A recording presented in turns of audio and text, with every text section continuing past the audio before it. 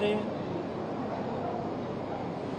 કોઈ પણ સંગ્રહખોર હોય અને મારો આગ્રહ છે કે કોઈ પેનિક ઊભું ના થાય અને કોઈ સંગ્રહખોરી ન કરે. જે પરિસ્થિતિનું નિર્માણ થયું છે એ જોતા નહીં કેવલ ભારત, હોર્મુઝ ખાડીની અંદરથી વિશ્વનું 35 થી 40% તેલ હોર્મુઝ ખાડીથી પાસ થાય છે. એવી સ્થિતિની અંદર જ્યારે હોર્મુઝ ખાડીની અંદર જતા વાહનોને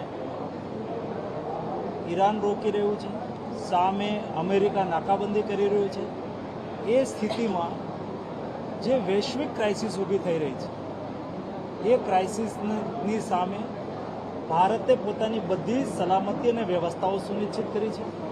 ભારતની અંદર આપ જોઈ રહ્યા છો મીડિયા દ્વારા એલપીજી, તેલ વગેરે સપ્લાય દેશની અંદર આવી રહ્યું છે અને ભારતની અંદર કોઈ પણ નાગરિકને ઓછામાં ઓછી અસુવિધા થાય એના માટેનો પ્રયાસ સરકાર દ્વારા થઈ રહ્યો છે. આદરણીય પ્રધાનમંત્રીજી એટલા માટે જ કહ્યું છે કે વર્તમાન સમયની અંદર જે પરિસ્થિતિનું નિર્માણ થયું છે એ પરિસ્થિતિ દેશનો દરેક નાગરિક સામેલ થાય, એનર્જી સિક્યુરિટી અને તેલ બચાવવા માટે થઈને આપણે સૌ પબ્લિક ટ્રાન્સપોર્ટેશનનો ઉપયોગ કરીએ. મને ખુશી થઈ, હું ઉપલેટાથી આવી રહ્યો છું.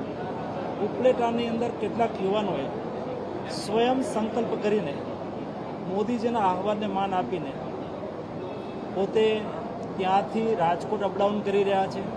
તો કહ્યું કે અમે 4 વ્હીલથી અપડાઉન કરતા હતા, એના બદલે અમે ટ્રેનથી અપડાઉન કરીશું, જેથી કરીને તેલની ખપત ઓછી થાય તો આપણે આ ક્રાઇસિસની અંદર સામૂહિકતાથી લડી શકીએ.